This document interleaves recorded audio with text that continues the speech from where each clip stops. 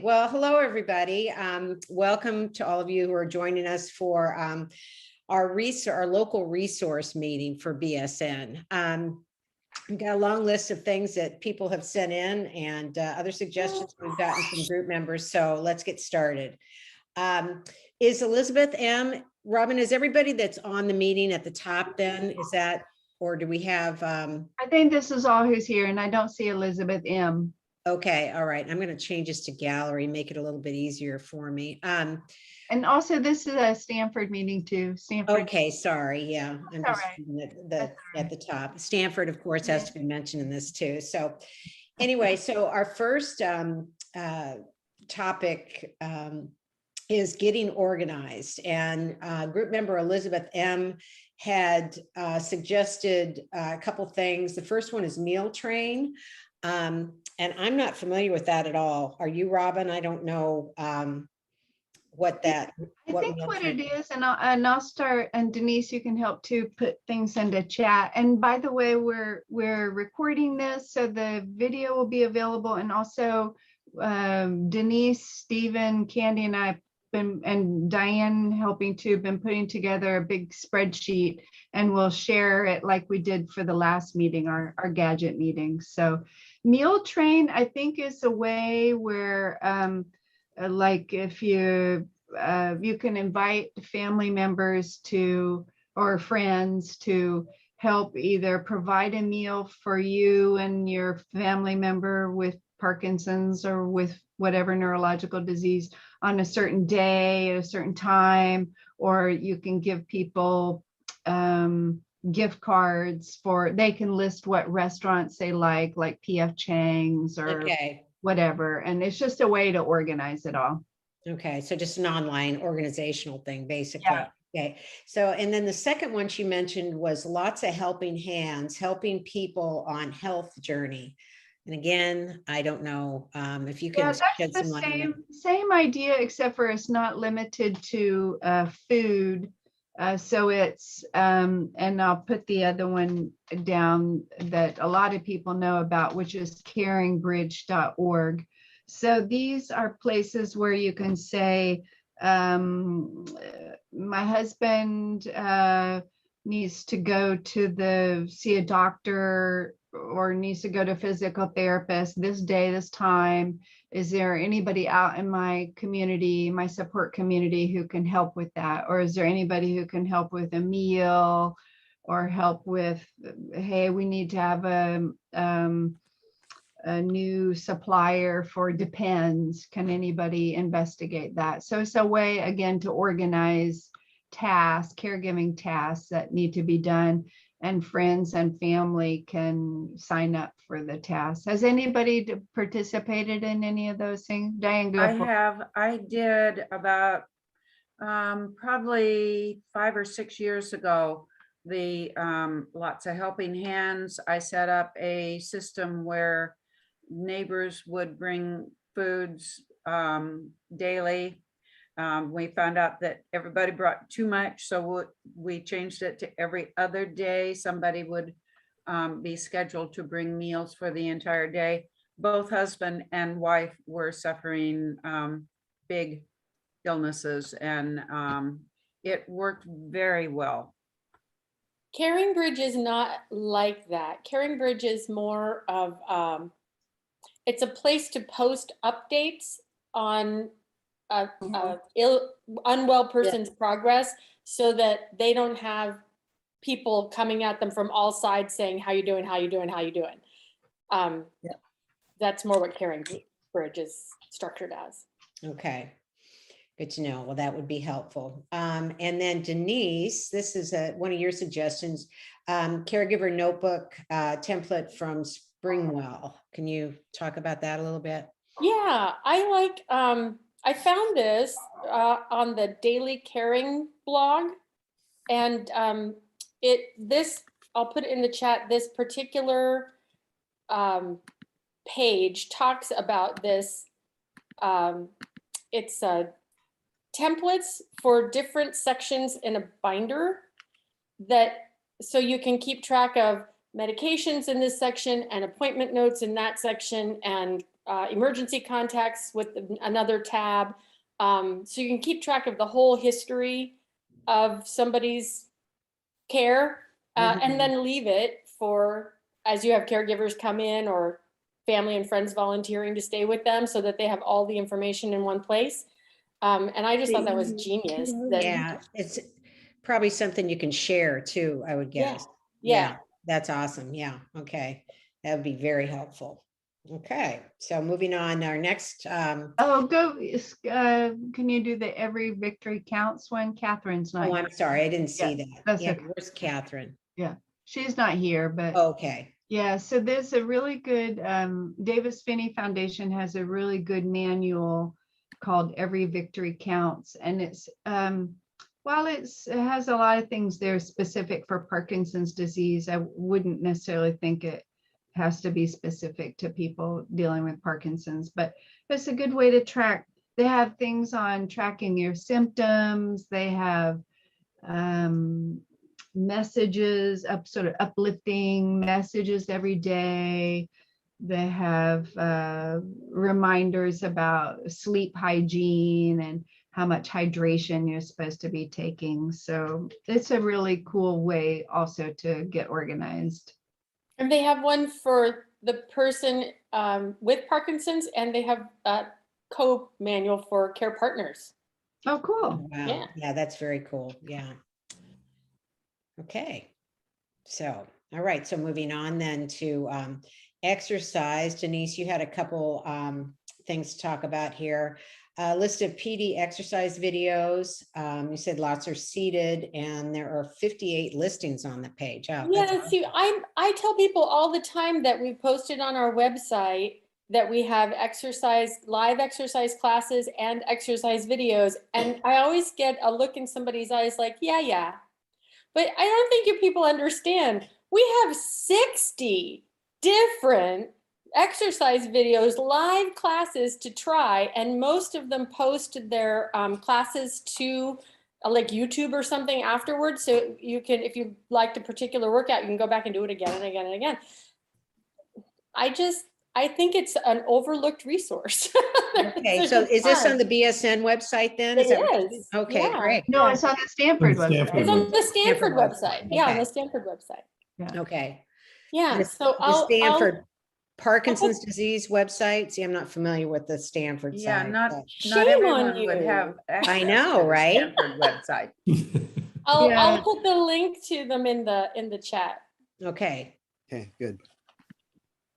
And Denise had put together that web page, so she's justifiably proud of it. Okay. Well, there you go. That's all I right. had help finding all of those. All right, Great. there's the exercise videos, and then I'll put the classes, and I'll put the videos up too. Awesome. That's great. Thank you. And okay, yeah, we might take a slight detour here to go down to local exercise resources, because I see Doug here. So Doug, maybe do you want to talk about Teresa Najjar's class? Yes, thank you. I met my wife and I'm the caregiver. I met Teresa when she was volunteering at the Redwood City Veterans Senior Center. And this goes back 2.5 years ago. And when COVID hit, she was quick to arrange that for Zoom. And so she still conducts free Thursday morning classes under the umbrella of the Redwood City Senior Center on Thursday mornings. She also has privately Monday and Tuesday mornings. And Christine and I love it. Her exercise classes are more vigorous than the dancing for Parkinson's you'll find at Mark Morris Dance Center in New York. We also exercise with friends on the island of Malta, where we found this group through the Mark Morris website. Certainly the Stanford website points to Mark Morris, and Mark Morris in turn points to a number of them around the world. And At Malta, it is 6:30 in the evening, Malta time, which is 9:30 in the morning, our time. So we help support that operation. And But can you understand, is it in English? Can you understand them? There used to be a British colony, and English is Well, one of there you their go. 2 languages. And Can you share a link to the Malta class? yes, Step Up for Parkinson. I will locate that and put it in the chat. Okay, thank you. So anyhow, we do plenty of exercise, and we think the world of it. It's makes our day. I think it's important, quite important to us that we exercise live, because it makes it happen.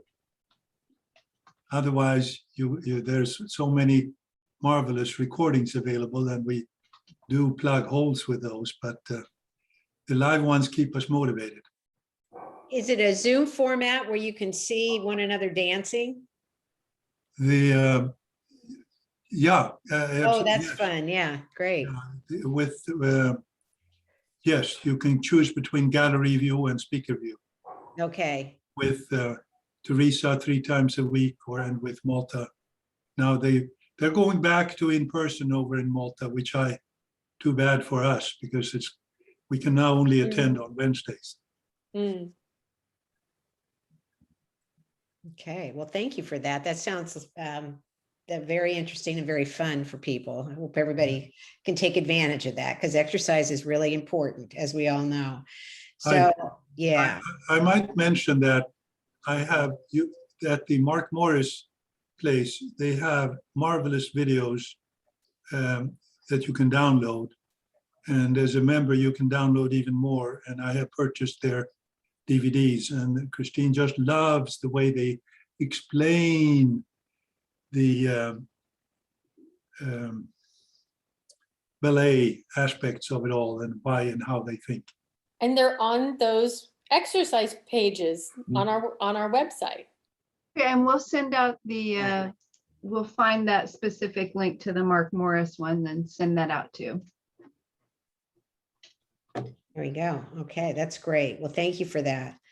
Okay, so if we're moving on here, buying equipment and supplies, does anybody have any resources that they'd like to share, online medical equipment supply stores, or any other places that you've been able to get medical equipment and supplies? Anybody have anything? If not, we'll just move on. For the incontinence, the HDIS worked well when I was working with Gary, and I've talked to other people that are still using it too. Okay, great. Yeah. There's a place called Live Anew for getting incontinence products. They're really friendly, and I really, really like them. Live Anew. Could you put it in the chat? Yes. Thanks, Michelle.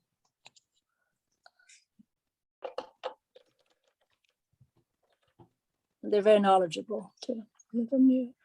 Okay. I don't know great. if Live Anew, but yeah, I'm just going to put this Live Anew. And we've used 101 Mobility, and for medical equipment, and they seem to be pretty responsive. Okay, good. Can you add that? Do you have a link? Yeah, I will. Oh, yeah, please do add it. 101mobility.com, you think? Yeah, I'm not sure. They have different, I think they're franchised, but the one we worked with was out of San Mateo. Okay, could you try to find the link, Doug? Yeah, or I can give you a phone number. That would probably. Oh, that'd be fine. Either one's good. Okay. Yeah, thanks. Okay, anybody else? Okay, that's great. That's helpful suggestions there too.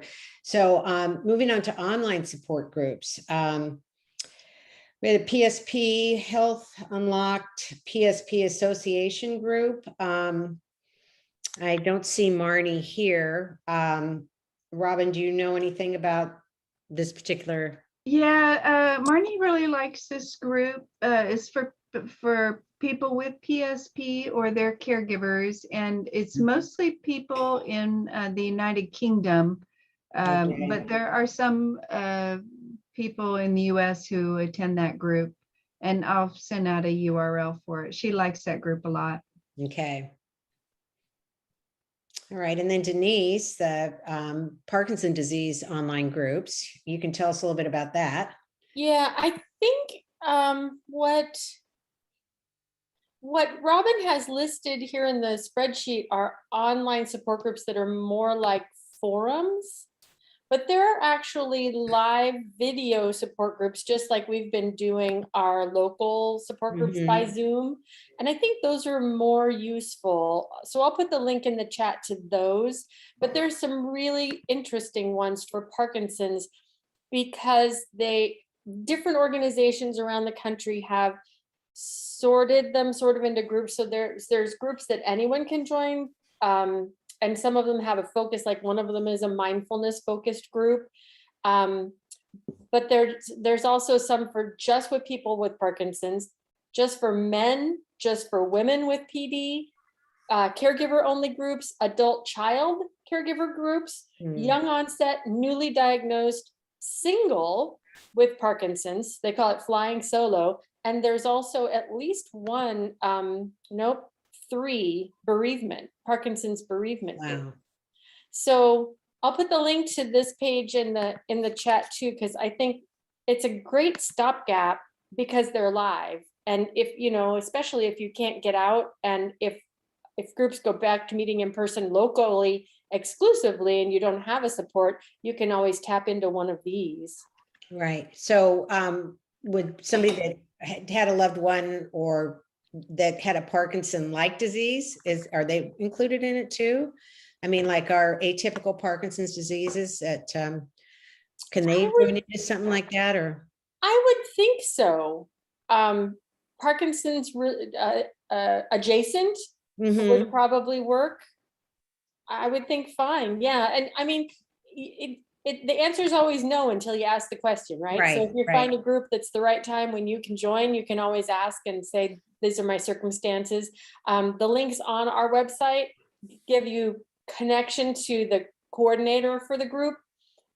Most of them don't just have a Zoom link that's randomly available and you can anybody can log in. They have to RSVP first, just like our groups. Right. Yeah. Okay. All right. Well, thanks for that. That's awesome. Okay. So moving on here, unless anybody else got anything there. Okay. So online meditation or mindfulness, Denise, you kind of brought that up with the,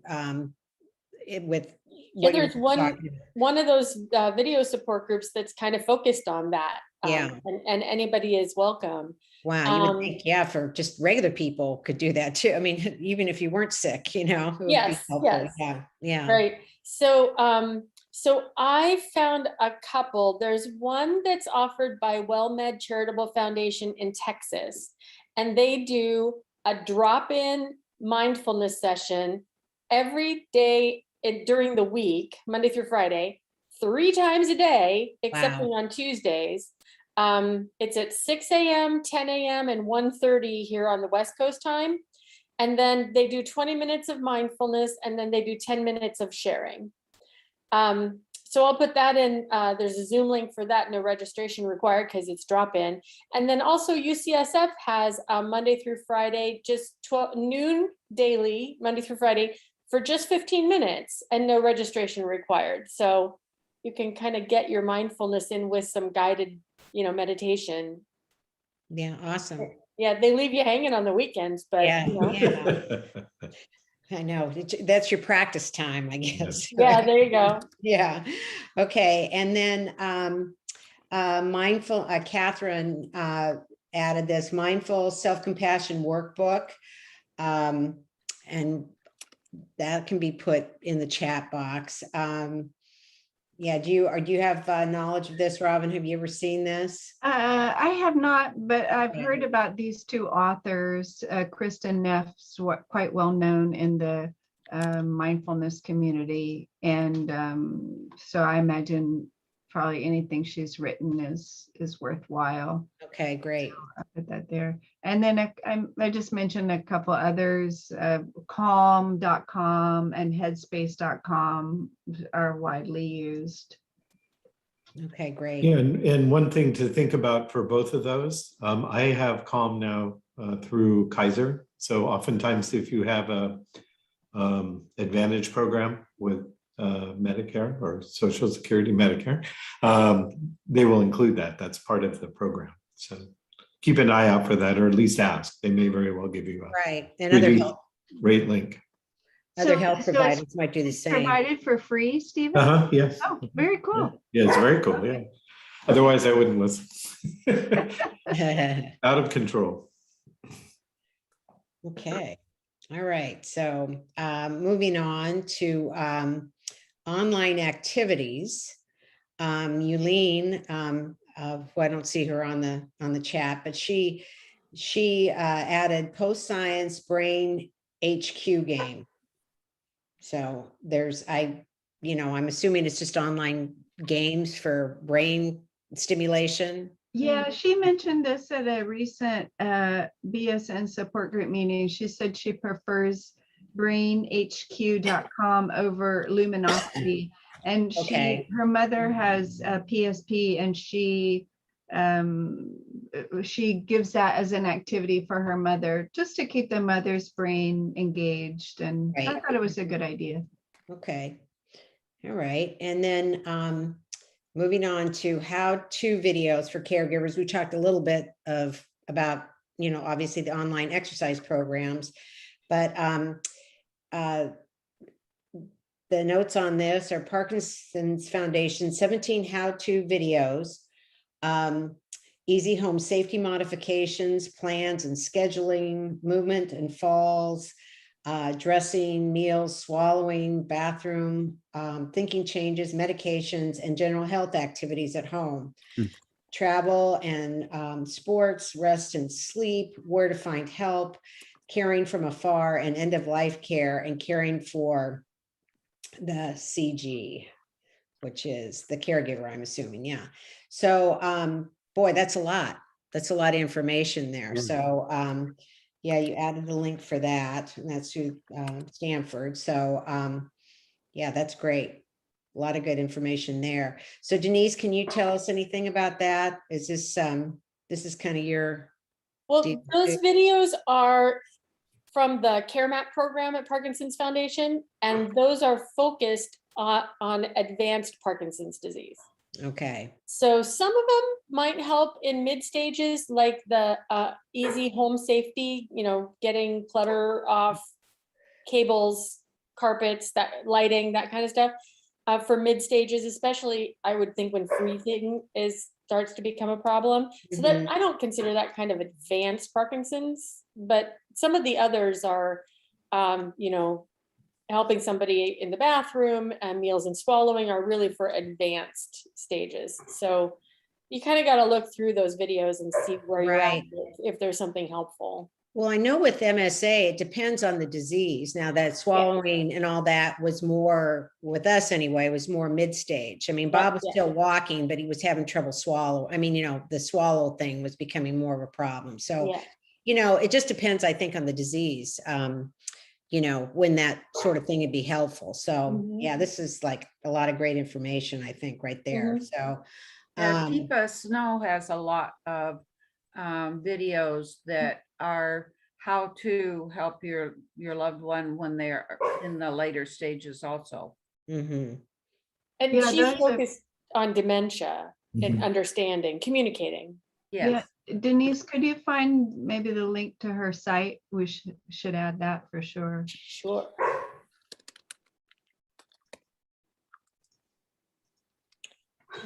Okay, and then Denise, this is another note of yours, is Barrow Neurological Institute, how-to videos on helping people in and out of bed.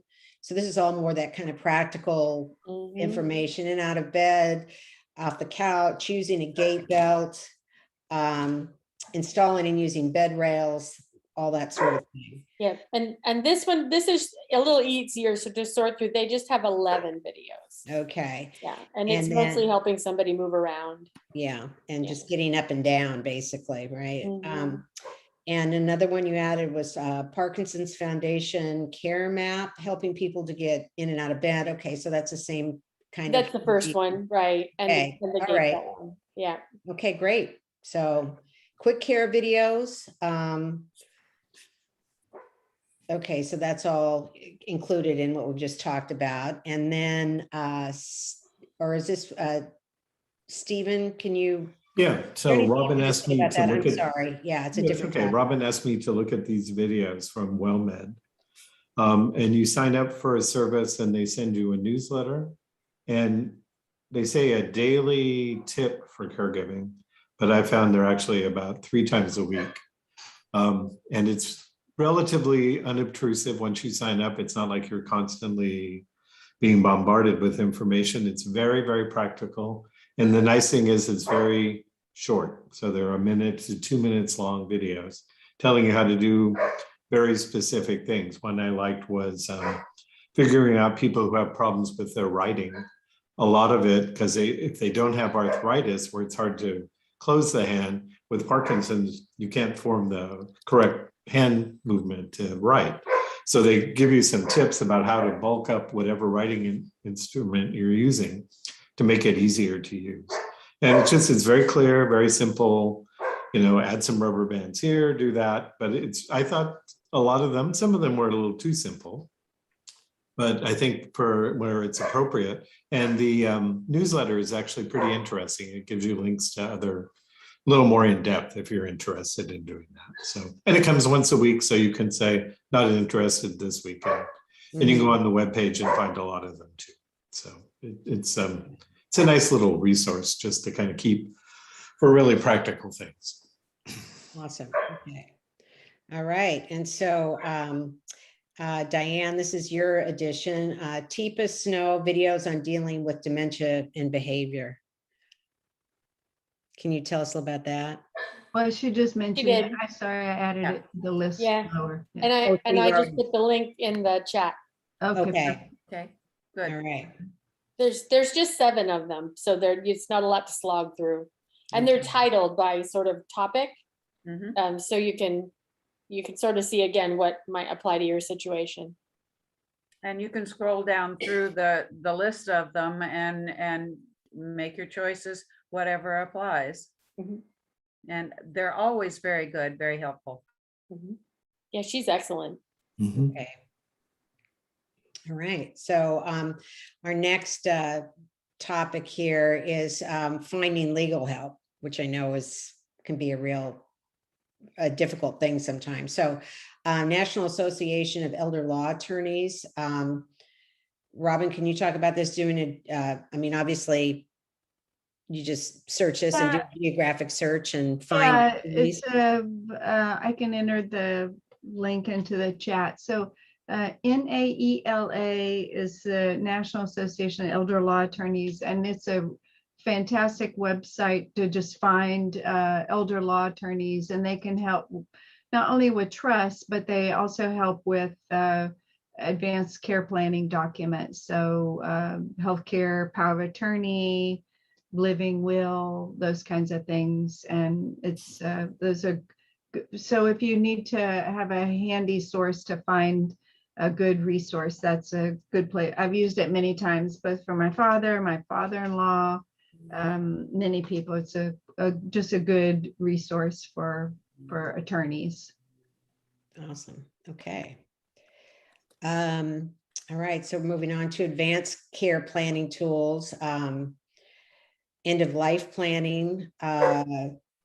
Stanford webpage includes links to multiple sources, including the NIH, 5 Wishes, ARP, Compassion and Choices, ABA, My Directives, the Conversation Project, Coalition for Compassionate Care, National Hospice and Palliative Care Organization, webinars, podcasts, books, movies, and card games. And then the link will be posted there in the chat for this as well. So there's a lot of information there, obviously. So.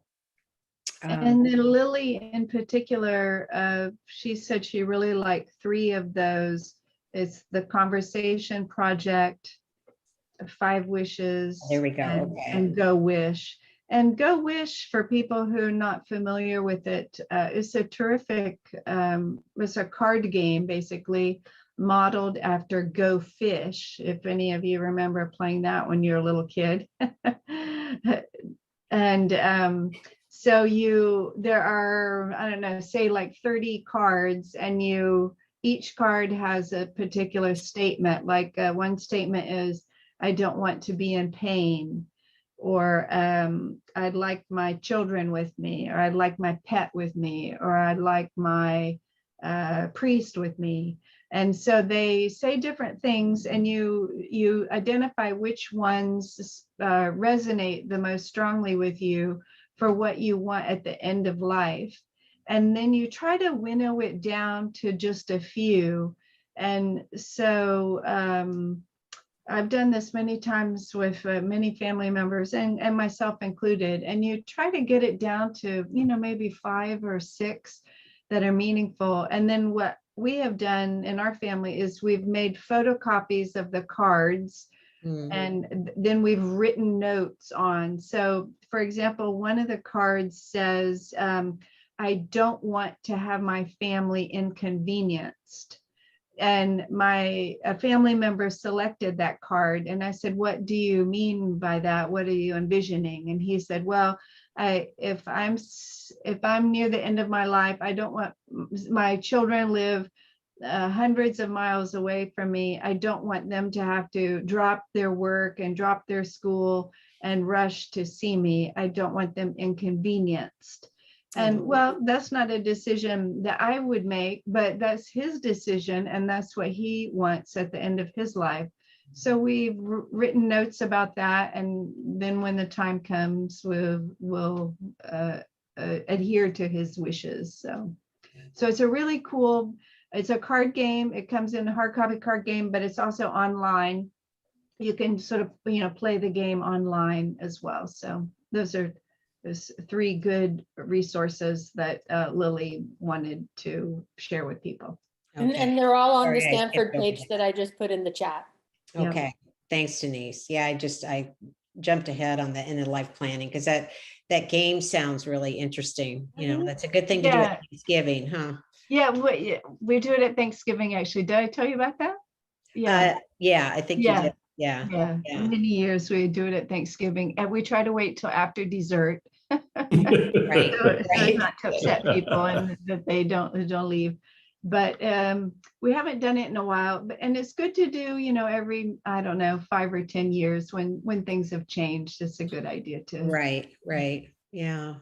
That's a tough one. I mean, if somebody doesn't want their kids inconvenienced, that'd be tough for the kids maybe to, that's a good, I mean, at least they give people time to talk about it, Absolutely. Absolutely. Yeah. And one other one that this same family member selected is, he said, I want to have my dignity preserved. And we asked him, well, what do you mean by that? What do you hear when you read that? Or what do you think of? And he said, well, if when my depends are changed, I don't want any family members in the room. I only want there to be a nurse or an aide or somebody else. I don't want family members to be there. So that's really good information. Good to know in advance. Yeah. And then everybody can do their best, right? That's right. Yeah, for sure. Okay, so now we're moving on to local resources, and Dag, is he still with us Oh, here? he talked about that class already. Okay, earlier. Okay. Yeah. Oh, yeah, there you go. Yeah. And then Catherine's not here. Yeah. PD Connect, and that's the Lee Silverman voice training, right? Big exercise. It's actually Lee Silverman Big. It's a physical therapy. Oh, it is. Okay. So that's different than the voice. Yeah. The voice thing was very helpful for us. We did that. So yeah. Lee Silverman was helpful for you guys? Yeah, we did part of it. We just not so much through the Parkinson's Institute, not such a formal class, but just kind of figured out what they, basically I read about it, what they were doing. And then I would just have Bob kind of try to do those voice exercises. I mean, we didn't do the formal training, but it really did help, actually, just get him to like project, make loud sounds, so. Doug, I see you have your hand up. Yes, I wanted to add, you asked me before about local training or resources for exercise. And Christine and I have, based on a book we read, we're working hard to increase the intensity. And so we now walk briskly. I hang on to her. She has a belt with handles on it, around lane 9 at the Angel athletic field in Stanford, next to the Stanford Visitor Center. We also have enjoyed the Palliative High athletic field, and you can go to any high school. They're all open to the public, and walk around very safe, a very precisely measurable distance. You can look up athletic field on the web and see the lane 9 is 460 meters, 0.61. And we time it and we keep track of our progress, because the more exercise, the more intense exercise for a long time, supposedly, I believe the literature, releases neurotropic factors that help regenerate neurons in your brain. So I just thought I'd add that local resources, the athletic fields, walking around the track. We try to do it every other day, but it's become every 3 days. Wow. Yeah. Well, that's great. Yeah. Because, most communities, all the high schools have those tracks now, it seems like. So yeah, that's a great idea, actually. Okay. All right. So moving on to help for caregivers. Robin, this is one of your notes, is the Family Caregiver Alliance. Oh yeah, why don't we have Diane talk about that? Diane, Okay. yeah. Family Caregiver Alliance has lots of wonderful classes. You can sign up with them. Of course, now I'm talking 10 years ago when I was working with Gary, but I know they had classes to help you know what to go through each different stage. They had classes on helping the caregiver to take care of yourself, which was very important. Christina Irving was the standout instructor that I found absolutely the most helpful. And they have online, even on Facebook, and I have clicked onto their Facebook, and they've got just lists and lists and lists of helpful information everywhere. I totally love Family Caregiver Alliance. Okay, great. Good to Thank know. you. I didn't realize they had classes like that. That's awesome. Yeah. And of course, our local support group, I'm sure everybody on this call, though, is aware of, of our support group, obviously, but, it's always good. We're always here for people too, so all those things are very helpful. Okay, so. Well, and I also included the other 10 caregiver resource centers that are around California. So they're it's right after the line you were on this. Okay. And the reason I included that is because they've started doing, if you go to the link I put, you can sign up, and they actually are doing educational programs online now as well for all of, not just a specific caregiver resource center, but for all of them. They're really trying to get people to realize you can find help no matter where you are in California. So if you have relatives, for instance, that are out of the area, or you have a second home outside of the area, it's really helpful to know you've got similar, not nearly as well developed as Family Caregiver Alliance, but really good resources across the state. So I just wanted to make sure people knew it's not, Family Caregiver Alliance is, I think, head and shoulders above everybody else, but everyone, there are a lot of remote areas where there are literally no resources, but the CC, California Caregiver Resource Centers. Okay. And the thing about Family Caregiver Alliance, and I imagine this is true for the other ones, is they all receive very small government grants and foundation grants, and they provide to caregivers one-on-one counseling. It's very short term. So Diane mentioned Christina Irving, and she was my counselor as well. I contacted Family Caregiver Alliance and got in touch with her. And so this is usually social workers, they're educated healthcare professionals, and they assess your level of stress. And then they come back several months later and assess your level of stress again after they've given you some techniques or encourage you to take some classes or things. And then they also use some of that grant money that they've received to turn around and provide grants to individual caregivers for counseling. And they can give you a list of counselors that they work with. And so you can, if you need counseling specific to the fact that you're stressed out from caregiving, they can help with that financially as well. Okay, wow, that's great. I wish I would have known about, I wish that was around. Maybe it wasn't around when Bob was sick, but that, because that counseling really, it's important for sure. Yeah, it really helped us. Okay, so I think we've covered everything in that topic area. So now this is help for anyone. California Independent Living Centers. Stephen can talk about Yes. that. Yeah, so those are basically, depends on how small the county is, but they're basically set up by the state at the county level to provide resources for people living with disabilities of any kind. So it's a wonderful place when you can't think of who else might be able to help to start with, because they can maybe offer help with home remodeling if for safety reasons, transportation. They can give you lots of ideas for that.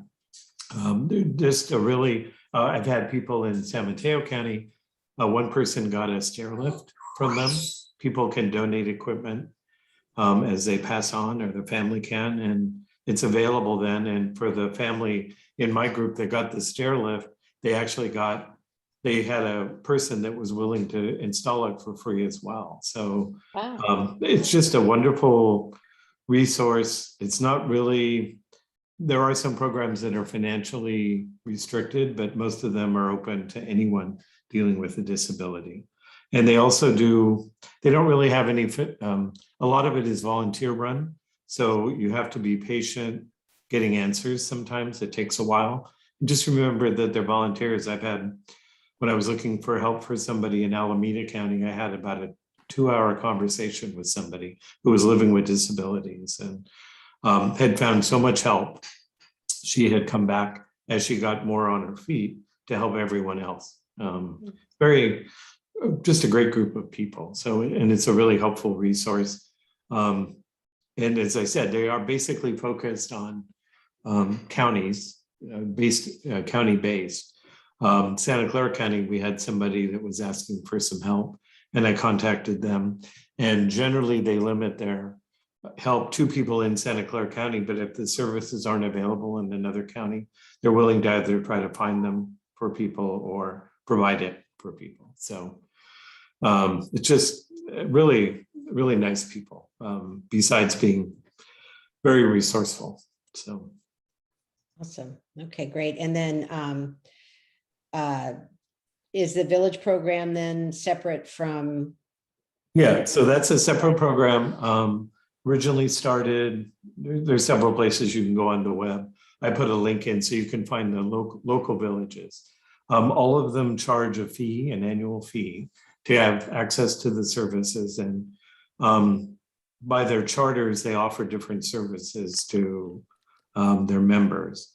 And they also encourage, so if you have lots of free time, and I know nobody on this Zoom has free time, a lot of free time. But if you do, they're always looking for volunteers as well to help out. So they can provide things like local transportation. I work with a couple of local villages who work with local food banks and bring food in periodically for people who are homebound. They have access to people who are people who can do repairs, home repairs, things like that. Can help you with something, you know, it's a light, say a light fixture that's very tall, and yeah, they have people that can come in and help you change light bulbs and do all kinds of things. And then the local villages are also really good at providing social programs. So they'll go to museums, they'll go to plays, mainly local, but sometimes, you know, San Francisco or other places where something's going on. So you have also a social component, and they often have periodic parties, sometimes quarterly parties for their members, just social gatherings as well. So it's a really good program. Those are coming back to being done now that now that things are almost open out of the COVID. Yeah. So during COVID, a lot of it was kind of on hold, and some of the villages closed. Of San Mateo County, and I've been making phone calls to several people on a weekly basis during the COVID, and we've been delivering gifts and things to people when we cannot be together for a social event. Exactly. Yes, I'm currently working with the villages. Good. Thank you. And so that's open. It's not just people who are disabled or sick. I mean, it could be an So elderly. it started as people who were often living on their own. The kids are on one coast and they're on the other, and you know, maybe people weren't checking on them as frequently as they should have been. So it's a really great social program, as well as a support system, so you can stay home if possible. So it's like Avenidas is one of them. Yeah, Avenidas as well. Are they mostly 55 and up or 65 and up for membership? Depends. They have different charters for what the group thinks they need in the area. So you know, you can't really say it started off as 55 plus, but it's kind of each. If you look at the chapter arrangements and the people I've worked with in different chapters, they have kind of different rules, and they provide different services depending on what's needed. And Diane, what's the one you work with? Which village? I'm with the villages of San Mateo County, which encompasses from Burlingame to Redwood City and the coast. Okay. And is it 55 and up? Yes, basically. Okay, And we great. have a lot of, we've got about 300 people in that group, 350, somewhere between 300 and 350 as members, plus almost equal number of volunteers. Wow, that's great. Yeah. So my little spiel when I'm recruiting, which I did yesterday at CSM, is we volunteer to help seniors so that they can stay in their own homes. Okay, great. Awesome. Good to know for sure. So, and then we got Doug. Oh, he already talked about that. He already did. Okay. Yeah. One-on-one mobility. Yeah, we got that. Okay. And then home care agencies, people bringing their suggestions, someone to come in and cook in and clean.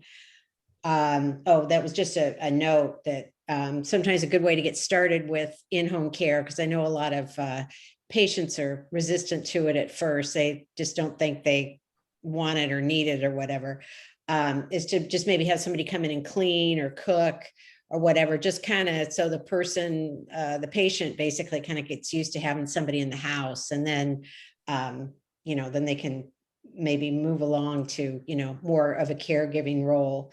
And Robin, you've got your note here about home instead. Oh yeah, one agency I particularly like is Home Instead, especially the Sunnyvale office. They have offices throughout the U.S. in fact, and really like them a lot, especially that office. And Stephen, I know you like a couple of other ones. Yeah, we've had really good, in my support groups, we've had people use virtually every single home agency. Yeah. And almost everybody has had some good experiences and some really disastrous experiences. But two that I've had generally pretty good experiences with are seniors at home. And they provide a lot of other services as well as home aids. They also provide financial planning and care management and other things too. So you have a whole range of things you can do. And also Allegro Care. We've had pretty good luck with them too. I know Robin and I, we don't, as a rule, we don't actually recommend home agencies. But we do encourage people when they're in our support groups to talk about their actual experiences. And so if people want more information, we definitely suggest they come to our support groups and talk to people, because you get on the ground feedback then. And then the other thing, we haven't done any for a while, but when we were doing symposia and educational programs, we would have people come, those companies come, and sometimes they'd bring their own, they'd actually have their employees attend. So they indicated to us that they wanted to learn more about Parkinson's, and that's definitely a good sign. There's very great variations on the in-service care that's provided for home agencies, and it's important that people understand some, not only about Parkinson's, but dementia care and some other things. So One thing we're finding in the Santa Cruz area is you can't, they don't want to, the care, companies can't provide anybody. Yeah, that's a big issue. And then they're going to prioritize. So if somebody needs 24-hour care, they're going to get priority over somebody who needs 6-hour care. And, and then they raise the prices. Going right now in Santa Cruz County for caregivers over $35 an hour. I mean, Wow. so the numbers are going up. That's if you can get one. Yeah. And consistently, that's the other thing. So that's a real issue we're having in my support groups now, is if anyone has a family emergency or becomes ill themselves, even if you're using an agency, we always recommended that because you would have a backup person, but sometimes even with the agency, you don't get a backup. So that's. Well, that was why the next one on the list that Candy has is 24/7 senior care. And Pat is in my support group and recommended them because she initially used them for her mother, a few years ago. And then she hired them because her husband has Parkinson's. And in December, she came down with COVID, and they still sent staff to the house to take care of both her and her husband when they knew there was COVID in the house. And they did an exceptional job and hired really good quality people. So she's sold on 24/7 senior care. Okay, yeah, and that's pretty amazing that COVID, that they would go in the house. It's something, yeah. Yeah, and the two of them were desperate, Oh, I'm sure. Yeah, yeah. Okay, so moving on, where to find private caregivers. Don't go it alone. Get help. Anybody can chime in with this. I know next door, we found our caregiver was word of mouth. A friend of mine's father, or I guess her grandfather, had been sick, had cancer, and he just passed away. And I just ran into her one day out shopping. It was when we were trying to figure out if we should get help at home. And, I asked her, I said, did you guys have anybody? And she said, oh yeah, we had this great guy. And so he came over and was our caregiver part-time until he left the area. And then his sister came in, and she ended up being pretty much full-time by the time, not 24/7, but every day during the week. And then after Bob died, she went to take care of my parents. So we had like this whole generational thing going on with this one caregiver. So we really lucked out with her. I know it's unusual to find somebody that, you know, that's that good and that you keep throughout those many illnesses, but it can happen. Yeah. Yeah. So, and she was Yeah, private. Yeah. I've worked with my neighborhood, and I had a caregiving support group just within our neighborhood up until the pandemic, but people are still calling me to ask me who to call. And Mama's Loving Care is a Tongan family that took care of my Gary when Mhm. I had him at home. And that started out as being part-time, 3 days a week, to eventually went 24/7. And since then, I have been recommending them to other people in my neighborhood. And Ivani has made that into an actual business. Oh, wow. And most of the caregivers are her family, since she has 18 siblings and lots of nieces and nephews. And they've all come from Tonga, and she's making sure that they get training. And at one time, I had 10 different families within my Highlands neighborhood that were using Mama's Loving Wow. Care as caregivers. And so far, it's been very, very good. And I'm still getting calls from other people now that are asking me to recommend them too. Few Awesome. things to think about on, you know, if you hire individual caregivers, you know, the first thing is, do they have insurance or not? And a lot of them take cash, which means they don't, which means you have to have insurance. And then, You can have insurance any which way. so I mean, but Always talk to your insurance company if you Well, have you- anybody working in your you- household. Yeah. You technically have to, the new laws are, you gotta make them employees. So if you're gonna pay them, because you're gonna, especially if you're gonna deduct the expense as a medical expense, Mhm. then they get social security benefits and all that. Otherwise, you're running a risk if they get hurt or they get sick or whatever, you're maybe left high and dry. So I had to go to the employment route. I hire them privately, but I withhold like on payroll. Yeah, I did too. Right. I mean, you run the numbers by the time you pay both ends of or social security and then charge them, you know, they got to pay it. And by the time you got to carry workers' comp and Mhm. state liability and all that, unemployment insurance. I mean, all of a sudden you're, you know, $20 an hour person's going to be $25, $30 an hour. Right, but you're gonna pay that with an agency. You're gonna pay 35 with an agency. Yeah, I know. Yeah. Yeah. So Eliminate the middleman is fine. I mean, because they're only getting like 18 at the agency, and the agency makes 35, and they pay all the fees. But this way, if you're gonna, I mean, we found somebody we've kept, as an employer, and my accountant says you can't deduct it. If you're gonna start, because he had a huge deduction, this last year with medical expenses, and that was it. I could write it off if I did it by cash, whatever. I couldn't have done it. Yeah. Right. Yeah. Barry, are you working with a particular agency you'd recommend? No, I found somebody through referral through a speech therapist.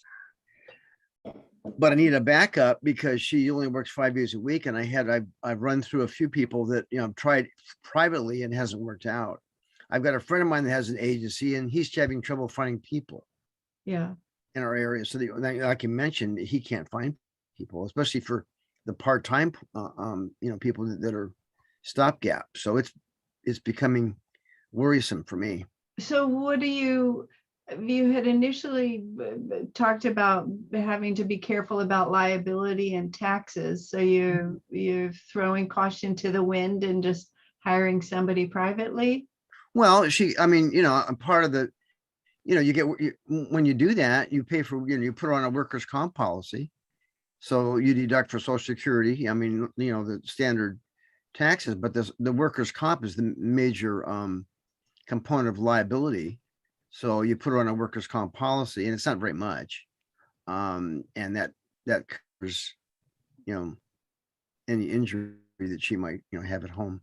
So are you working with a CPA or some resource that would be good to share here as to how to put somebody on a workers' comp policy? Well, the CPA, didn't do it. He just told me to put her on payroll. And I have a business. I added her to my worker. Well, I didn't add her to the policy. I got another policy to put her on that. But really, you put her on Social Security, it's normal withholding. So Right. you have disability withholding Right. and all that. So it's the same as you would have, hired her. And Doug, do you have a particular agency you'd recommend? Doug, you're on mute. Me, Yeah. well, we went, I mean, not just a local. I mean, basically she has her own little practice and she has like 20 or 30 people working for her, but she's not, she's only in the Aptos, Watsonville, Santa Cruz area. Okay. Okay. Yeah, Diane, how about your gal with, you might want to add that to the notes. Where's she based? Does she just do San Mateo County or? She actually lives in Fremont, but she takes care of a lot of people here in San Mateo. A lot of the caregivers that she has are Palo Alto. Actually, someone called me from LA that she was visiting a friend and had found out her friend in LA area needed some help. She called me to ask if I could give any help. I called Ivani Mama, and guess what? She actually had Yeah. Oh, I'm sure. Yeah. in the LA area that they found exactly what they needed. Mm-hmm. So a lot of times it's word of mouth.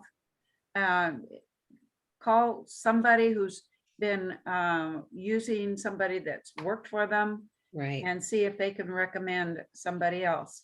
Most of my current recommendations, if it's not through Ivani's group, then it's somebody who's worked in our area that they're no longer at that person, so I call them to work with somebody else. I'd like to have, you can put that agency's information. Right. Yes, Mama's Loving Care. Because I had a Tongan from my mother and they were unbelievable. I mean, Yes. certain people just really relish certain kinds of work apparently. And Mama's Loving Care is She was great. MAAMA. And Okay. can you put the phone number in the chat or Ivani's Yeah. contact information? Yeah, I will. That'd be great. Okay. Thanks, Thanks. Thank you. Diane. Yeah, we had our caregiver was from the Philippines, and that's another group of people. Another that group, just, yes. yeah, they love elders, and they're just, I don't know, as a group, such kind, patient people, so They're so used to taking care of their own. yeah. And everybody that worked for me had originally been taking care of grandmother in Tonga.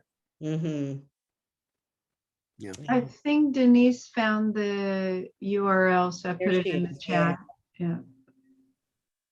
I I've love been the name. looking for a Tongan or South Pacific Islander. Sometimes they're Samoan. I've been looking for that connection for my support group for the last week. Somebody, it might have been Susan Weisberg, told me that there is a South Pacific Islander community at the Methodist Church in Palo Alto. So I emailed the pastor there asking, but I hadn't gotten an answer back yet. So thank you. I'm sure it's the same group. Yeah, Yeah. it is. Same thing with Catholics. There's quite a few Tongan churches, or they have Tongan services. I know St. Francis in East Palo Alto does, and there are a few around the area. Mhm. Awesome. That's all great resources there. So let's see, moving on here. The subject of geriatric care manager. Yeah, so this Robin? is a service that not a lot of people know about. If you are, there's so many good applications of a geriatric care manager. One is a care manager could host or facilitate a family meeting.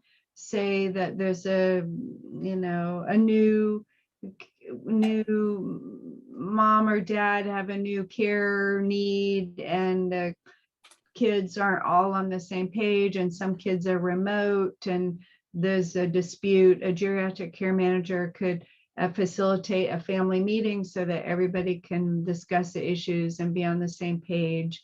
A geriatric care manager could, if it could be either a nurse or a social worker, they can take a person to their medical appointments and then give updates to the family as to what happened during the medical appointment.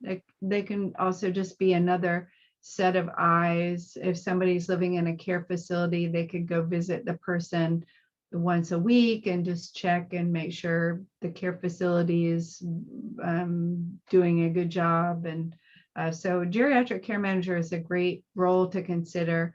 And we have one good agency in the Bay Area, Sage Elder Care, and I'll put them in the chat.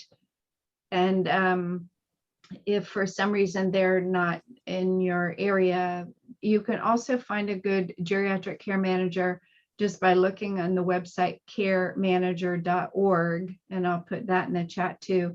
And you can list what location you're in and what specialty you're looking for. If you're looking for a nurse or social worker, that can be really helpful. Has anybody used a care manager here before? I had a caregiver in one of my groups with an ex-spouse living across the country in independent living, even though every time she went to visit, everyone and all of his neighbors said, please get some help. He should not be here. Surprisingly, the independent living facility was not saying that, because normally that's the very first thing they do is to try to move you to a more expensive level of care. But it was really helpful. She and their son coordinated care from, he was originally in Israel and then in New York. His dad was in Florida and mom was, or ex-mom was here, or still mom, but ex-wife was here. And it really worked out beautifully. She coordinated, there was no communication happening with the medical care team or with where he was living. They found a better place. They got his medications managed. He was able to stay. And then they went to bat with the facility to keep him there when the facility finally realized, oh, we really should be moving you somewhere else.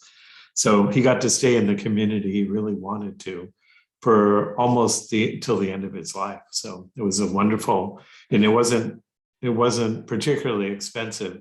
And it was a great easing of mind for everybody, for the patient as well as the ex-spouse and the son. So it was a wonderful example of how a care manager can really, really help a situation. Yeah, I was thinking that's when it would come in most handy, is if you do, you're far away from somebody. Well, sometimes though, everybody's in the same place and they are in still the same need it. physical place, but they're not in the same place at all as to what should be happening. Yeah. And that's the other reason where it's really good to have a care manager, where you can have a independent person kind of sort through everything and, kind of give the pros and the cons and say, okay, I understand that, but then that means this is going to happen. So let's all consider that. So I think I almost always recommend that when families get to that point. Let's find you either a social worker, if there's a really good one in the area, or a nurse that's in the practice where you're going for medicine, or geriatric care manager really can help. Okay, great. Awesome. Okay, so moving on to physical therapists. There's some couple resources here listed from Catherine. She said a great in-home PT, Amy Campasso, who works with ABL Healthcare, and they can go up in the chat box there. And Eulene, Advanced PT, Redwood City. So does anybody else have any physical therapists they've worked with that you'd recommend to the group? And just a note, Amy Campasso at ABL Healthcare she is in home health. She works for a home health agency. ABL Healthcare is a home health agency. And I have found that not everybody knows what home health is. Home health is a benefit that's provided by Medicare, where they will actually pay for a PT, OT, or speech therapist to come into the home or wherever the person's living, might be assisted living, and provide by Medicare funded PT, OT, and speech therapy. And this home health Medicare benefit is only available to people who are physically unable to leave the home or where it presents a great hardship to leave the home. So in this sense, Medicare, rather than insisting that the person go off to a Stanford University or a UCSF for physical therapy, the physical therapy comes to the home or wherever the person's living. And Medicare pays for this as long as you have a doctor's prescription. And Amy Compasso is somebody who's very familiar. She's a physical therapist, very familiar with Parkinson's disease and atypical Parkinsonism. So she is an excellent resource for people in the community to know about. Does Medicare, do they really limit the amount of visits people get though? I mean, is it? They do. They're supposed, by law, they're not allowed to have a limit. There was Okay. a big lawsuit a few 10 years ago that was settled in favor of the plaintiffs. So Medicare lost that lawsuit. And what the lawsuit said was, no, Medicare, you cannot limit the amount of therapy that people are getting. Medicare was limiting it when people were not improving. And this lawsuit said that even if people aren't improving, Medicare must still provide this service. In practice, though, it's still limited to people who are improving. So in most cases, you can Yeah, still fight it.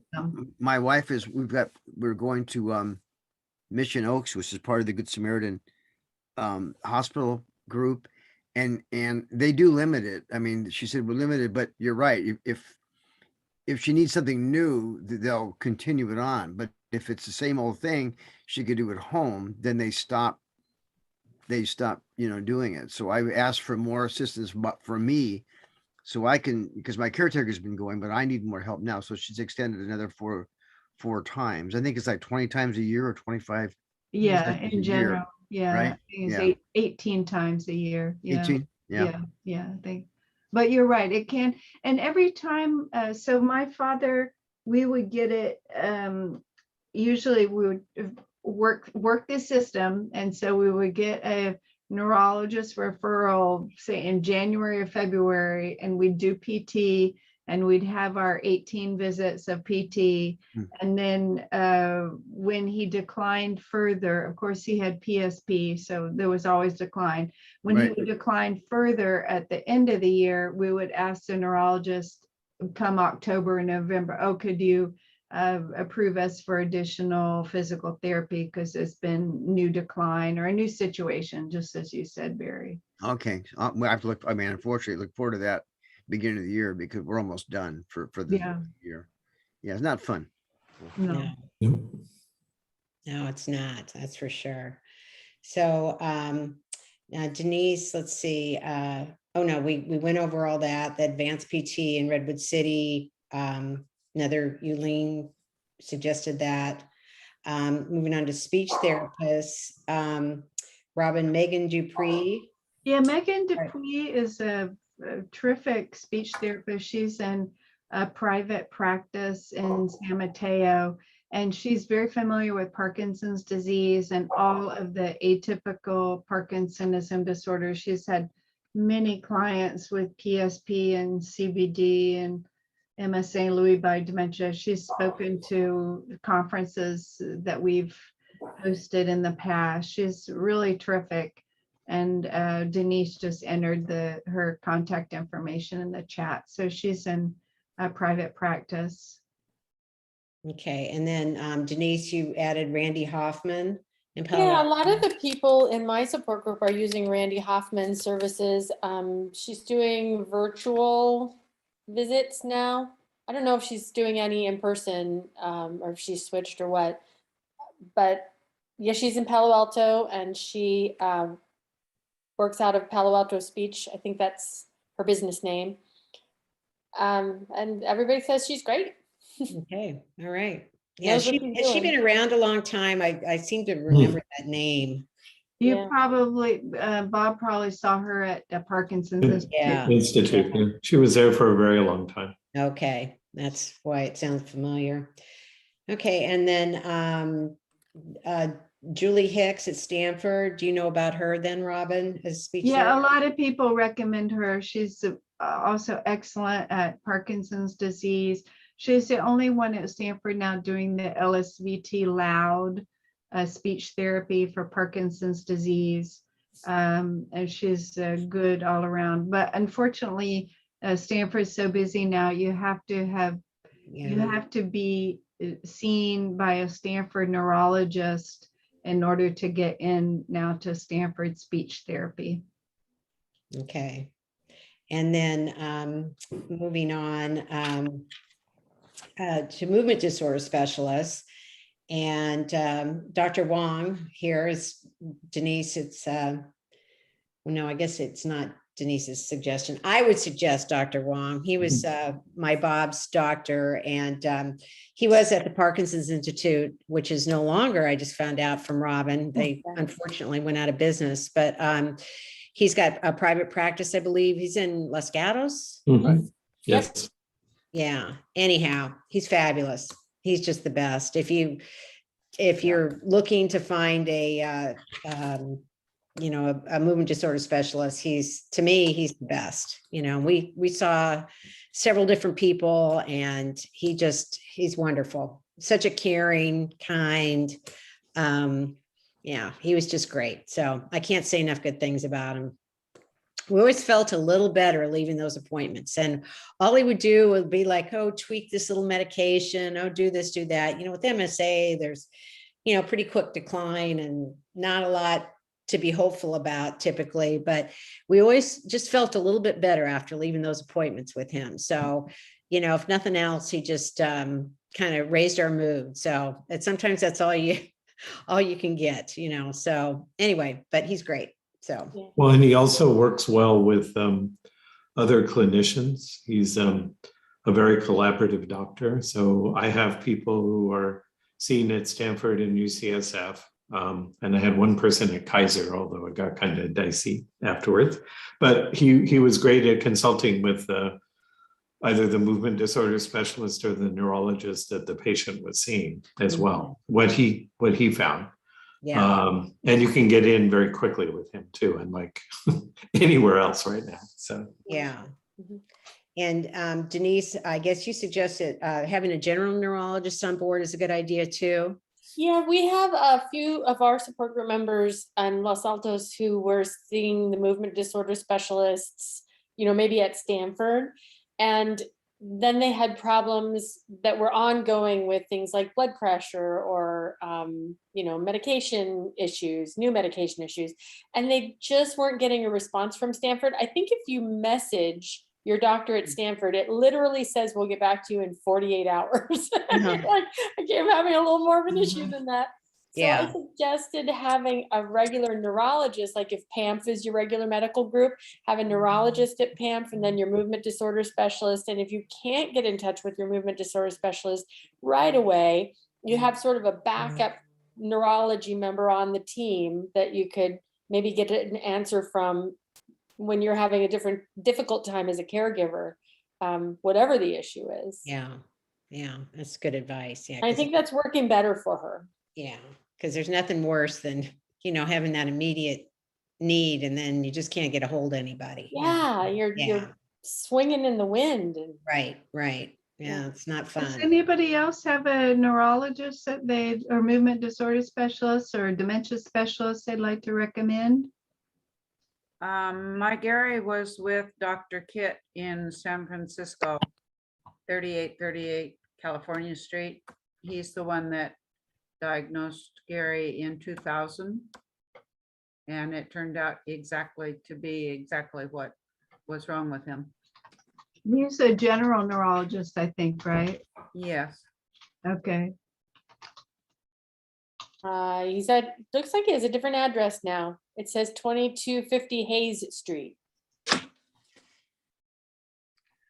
Yes, still that was there. well, that was almost 20 years ago. Yeah.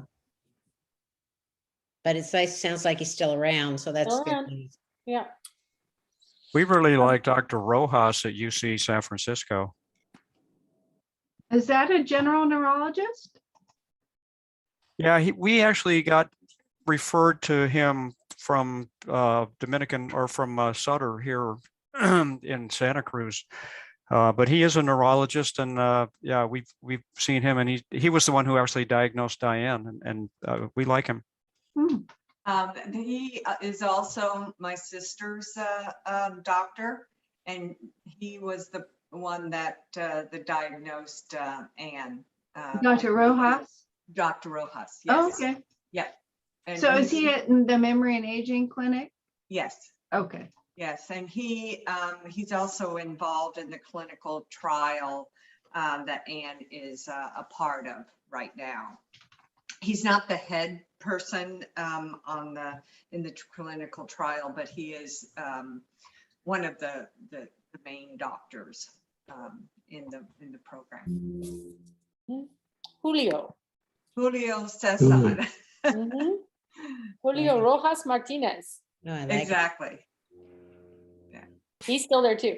Yes. it. Okay. And we love Dr. Kathleen Poston at the Stanford.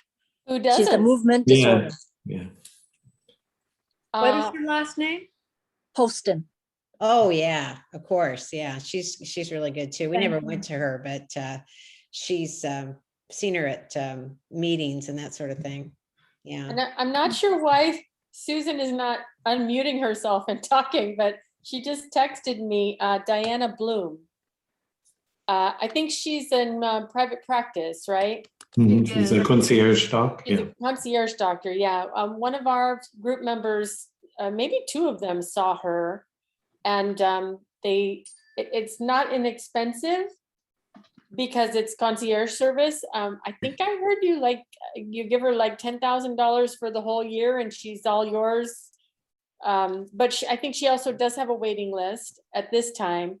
And she's, I think, medication adjustments, second opinion. I don't know how available she is to just, call on the fly because she's got a certain clientele.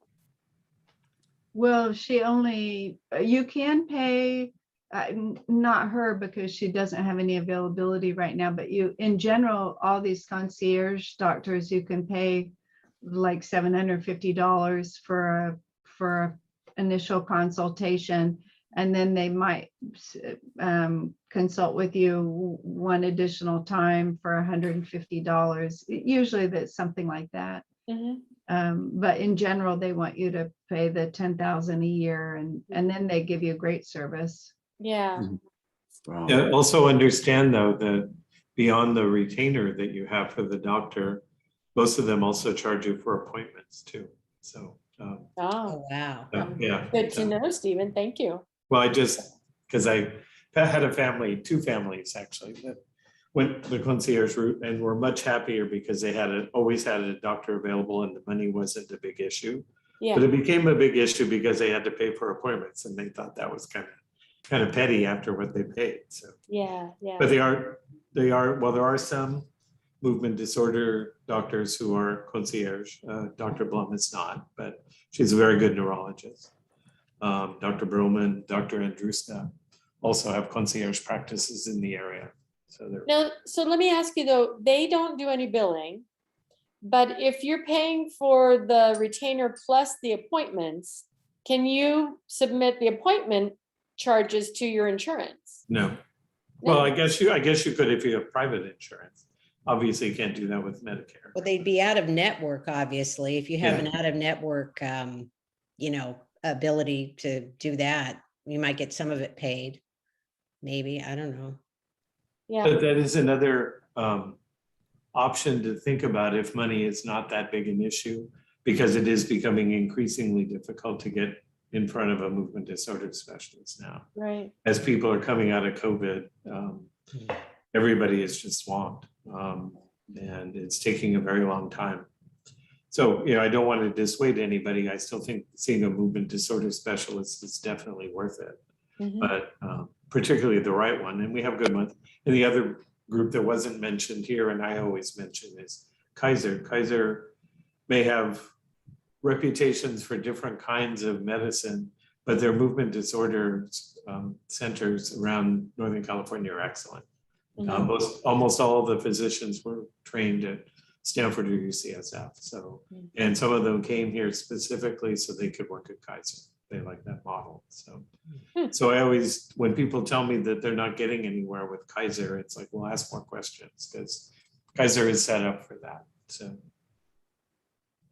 This is Chuck Berghoff. I apologize. I got in here late and I've been listening for a while.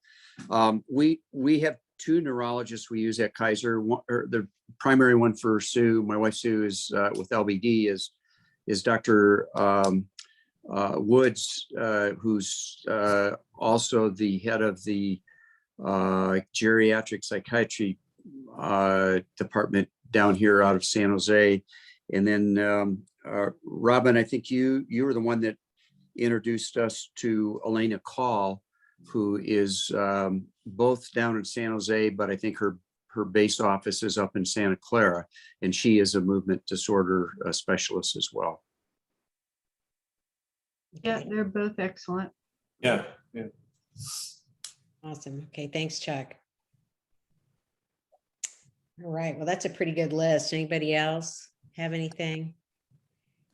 Okay, well, moving on to counseling.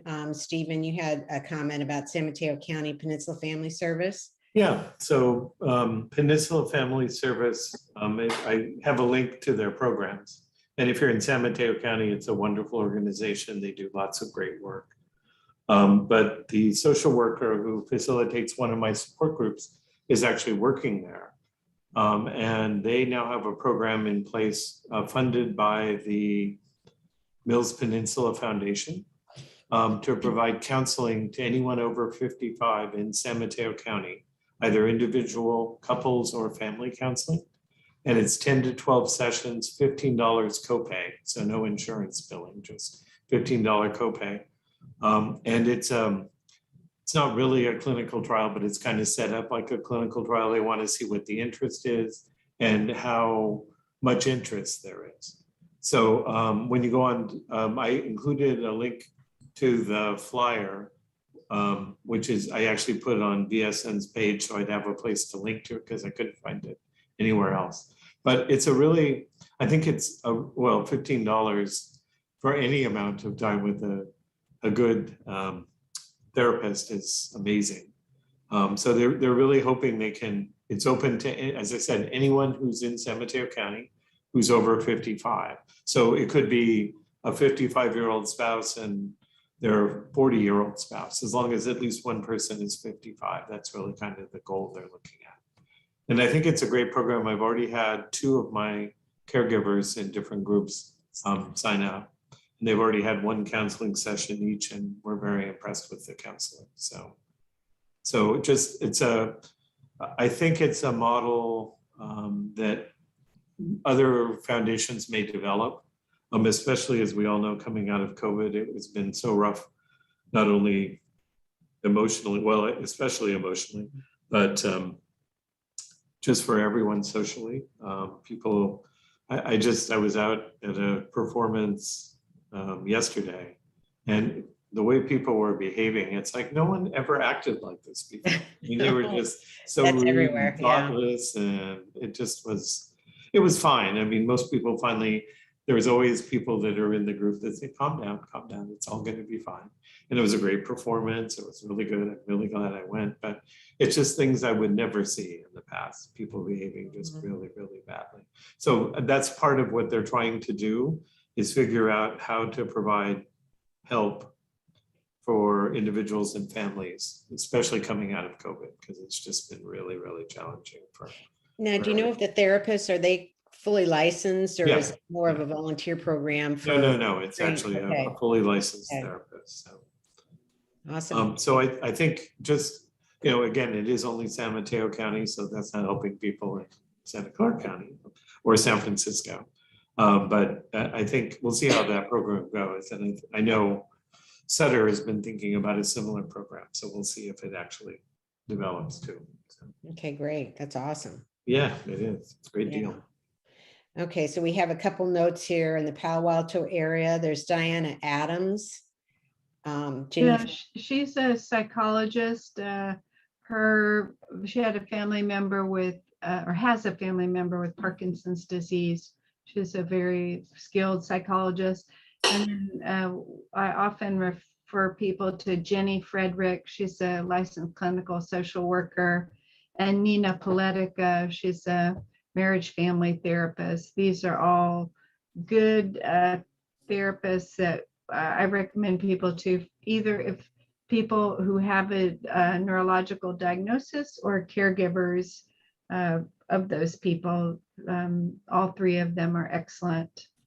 And they'll work with individuals or couples as well. So that's really helpful. Oftentimes, particularly now that we're on a caregiving call, oftentimes the patient is not always aware of what the issue is, but the caregiver is having a really tough time. So oftentimes I've had many people in my caregiver groups who went and saw one of these people, and then later on the spouse came too, so they could do couples, and it really helped.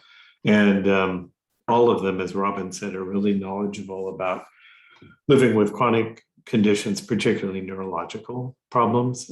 So it's really helpful. You don't have to, like we do in our support groups, we can just cut right to the chase. You don't have to explain a lot of things. They're very familiar with the dynamics. So it's a great resource, particularly when you're at the end of your rope or you're putting the rope around your loved one's neck. Good time for counting. Yeah. I also highly recommend Elizabeth Lensberg is a gerontologist that is also very good with the correct medications for Lewy body and what not to give and what does work. Okay, we'll add her. She's a geriatrician. We'll add her to the list.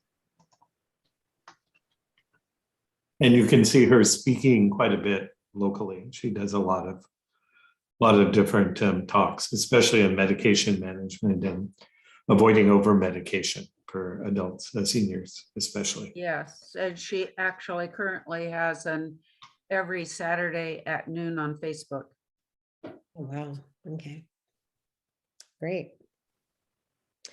Okay, Robin, it's 3:36. Do we want to keep going or do you want to wrap it up? Let's see. We said we'd go till 4. Oh, okay. I'm sorry. I Yeah. Okay. I think we can finish.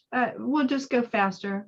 Okay. All righty. So let's see. Where were we? I think we're at Denise. We Denise. had Wellspring and Blue Moon was a suggestion for therapy or for counseling therapy. I have a note. Denise. Denise. You're on mute.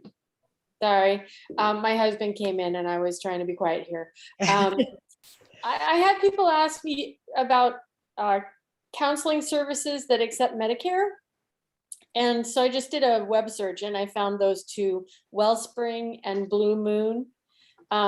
They're not local, they're sort of national, and they have people who are licensed to practice in, California. So, it's something to try. I don't know how skilled they are, but it's better than nothing. And Medicare, they do accept Medicare, both of them.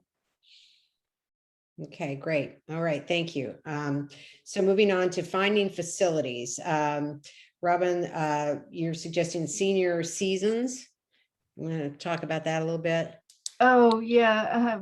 We also want to go back to do the. Oh, I'm sorry. Yeah, I jumped over that. Yeah. That's okay. Yeah. Okay, so assisted living and board and care homes. So Denise, support group member Ann Connell's husband was well cared for. at Sweet Little Home, and that's in Palo Alto. Mhm. The And owner of Sweet Little Home has another location in Los Altos, but I don't know what that one is called. okay. All right. And then your mother-in-law is well cared for at Emerald Hill Care Home in Redwood City. Yeah, she's there Okay. now. Okay. They primarily take non-ambulatory people at board and cares in general. But we had my mother-in-law parked there at this board and care for a little while in Emerald Hills. And we were just about to move her to Kensington Place, which is a memory facility, memory only. And in March of 2020, y'all know what happened, and that she didn't move anywhere, and they've been coping with her ambulatory at Emerald Hills for 2 years and adjusting, doing a great job, making her part of the family. So you said that most board and cares take non-ambulatory people? Is that what you Yeah. said? Oh, because there's one very close to me here, and they've got ambulatory people. So I didn't know that was, something that was unusual. It's kind of a rule of thumb. They accept people, and they're in each home on a case-by-case basis. And so if if they're licensed for 5 and they have maybe 1 ambulatory person and their staffing can handle it, or if they have 2 that aren't a lot of trouble, they're not trying to escape. My mother-in-law tries to escape. She's the only ambulatory person there. She's gotten away 2 or 3 times now. Okay, so And is Diane, Diane looks like she's left the call because she has a lot of care facility experience. So I'm sorry she's not still here. Does anybody else have any care facility? I don't think anybody else here does. We have we've begun to develop it. Sue moved to the Loma Clara memory care unit in Morgan Hill here in the 1st of October. And so far it's just been wonderful. It's a relatively new facility. They unfortunately were just opening just as COVID hit, maybe that year before. And so that kind of put a wrench in the works there. They're pretty well open now. The staff is great. They have a lot of expertise there in-house with respect to dementias of various types.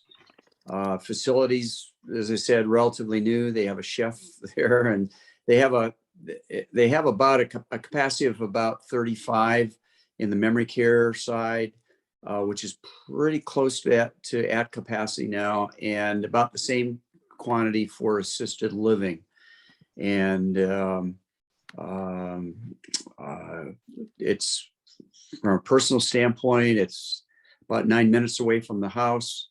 Our dog Winston, all 7 pounds of him, has become a real popular daily visitor there. We go in there in the morning and we go there in the afternoon, usually about an hour before each meal.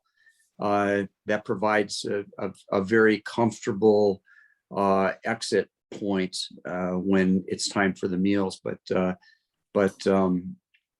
the dog has an amazing impact on everybody there, not just the residents, but the staff.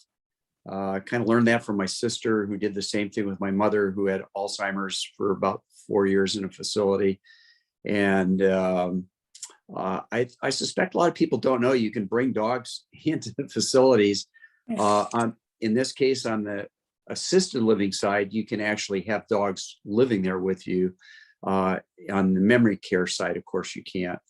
But it really brings a smile to everybody's face, and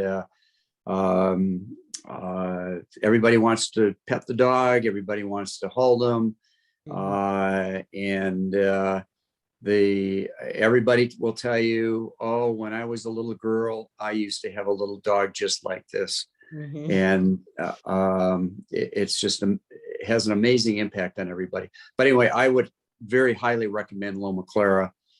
Very impressed with the staff. And what we did is the first month, during the month of October, I maintained one of our caregivers, and she worked there on our behalf from 9 a.m. to 3 p.m. every day. And that turned out to be a great transition for Sue. Also, Loma Clara has hired our caregiver since then, which I told them before we went there they would. I expected that was going to happen. She was very, very good. And she's now the assistant activity director for the assisted living side. And then I fill in any additional hours that she wants to work that week. I hire her just to spend a little bit more time with Sue. So we have her all day on Wednesdays, and then she stops in on the other days. So anyway, all good experiences.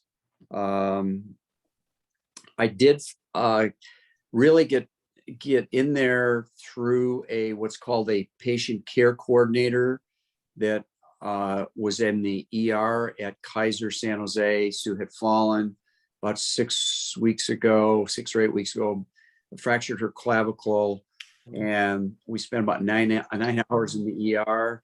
And somebody said they're going to send the patient care coordinator over because they were trying to figure out what to do with her after they were going to discharge her. And she came over with a list and pointed out somebody she recommended that I talked to about looking at care facilities. I had actually for about a year and a half been working with somebody, and they just finally came out and just said that we weren't going to find any really good places here in the South County. We're in the southern Santa Clara County.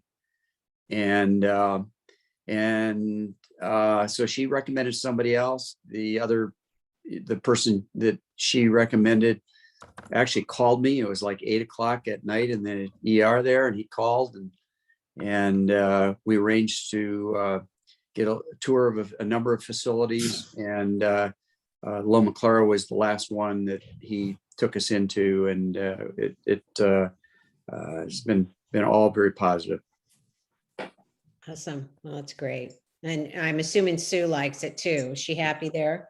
Sue is happy there. I kind of realize I've actually learned a lot since she's been there, and it's really been in the last few weeks that I really started to kind of recognize the difference between my perception of how things were going and reality.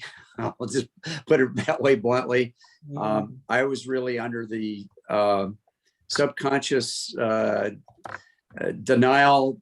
I just believed I was going to be able to keep her in the home forever. I had 2 caregivers. I was in the process of bringing in a third. And then I had what I now call the intervention that my family had. My sister and brother-in-law, he's a doctor, and they came and visited. And basically, bottom line is they said, Chuck, you can't do this. This is not, you're not capable of keeping this going here in this house. It was not safe. And Sue, one of the things I've really come to appreciate is I'm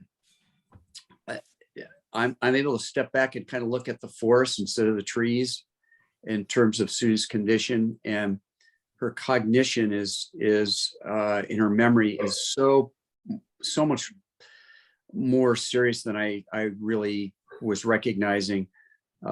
She immediately loved the place when we went in there. I usually leave when she's sitting down for a meal, and when I tell her it's time for Winston and I to leave to go get some errands done, she usually smiles, looks at me, and says, well, then get the heck out of here.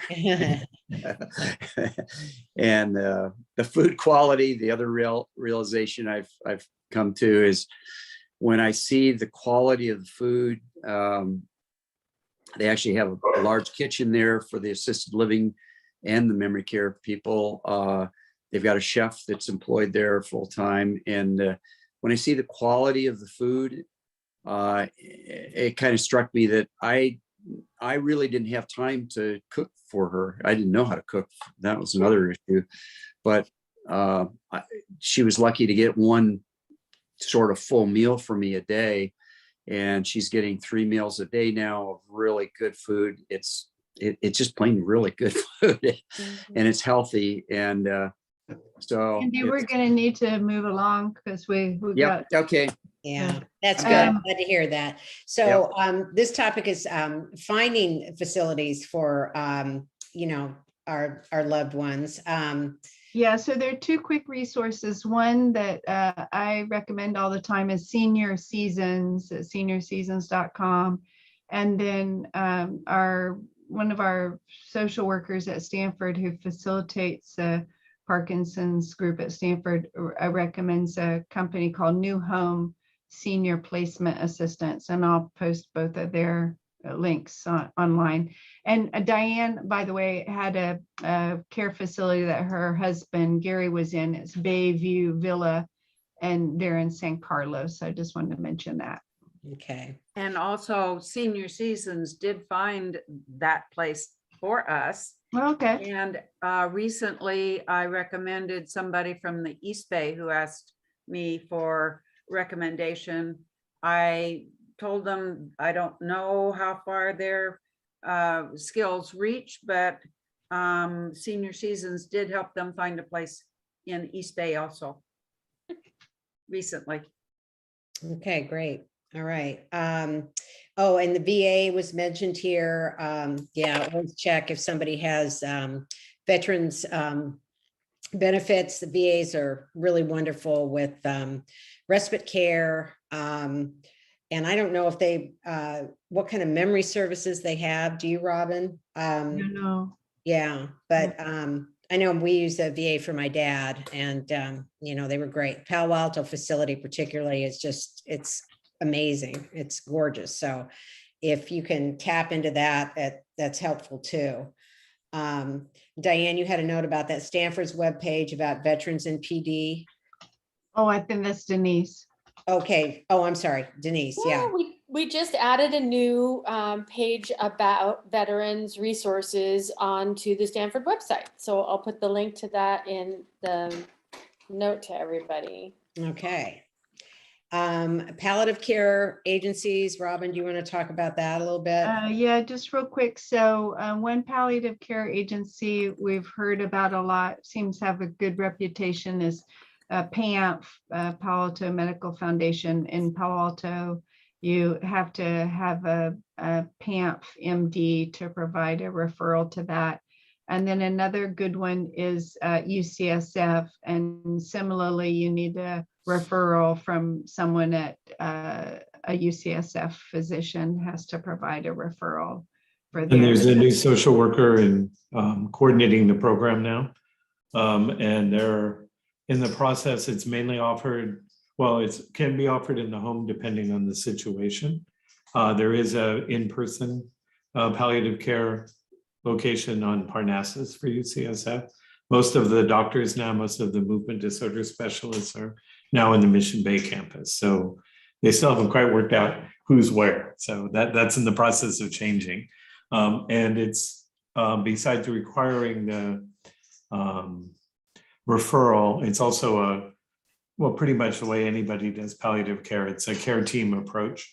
So everyone that they think is involved, depending on where the referral came from, will get together and decide the best services for the patient. And so there'll be an actual care plan put in place for the palliative care. And generally, palliative care is a good option for anybody with Parkinson's because it's a long-term disease and you want to focus on the best quality of life for the person, for the patient, but you also get some help as a care partner. So I've had several people in my Daily City group who had loved ones at UCSF and were really happy with the care, and a couple of people at Kaiser too. Kaiser also has an excellent palliative care program. Yeah, Okay, we've used the Kaiser palliative care for a number of things down here out of San Jose, and they're excellent. Okay. So, and then moving on to hospice agencies, Robin, you mentioned Mission Hospice. Yeah, they're from San Francisco down to Highway 85. They're one of the few, if not the only, nonprofit hospice agencies left in the Bay Area. They're terrific. Okay, well, Are terrific. we use Sutter up here, and they're throughout the Bay Area. Are they for profit then? Is They- Sutter, you know? They, I believe, are not for Yeah, profit. I didn't think they were back then, but who knows, Yeah. things change. Yeah. Anyway, they were fabulous. And a lot of the services we've talked about as far as counseling and the PT and all those kind, home care.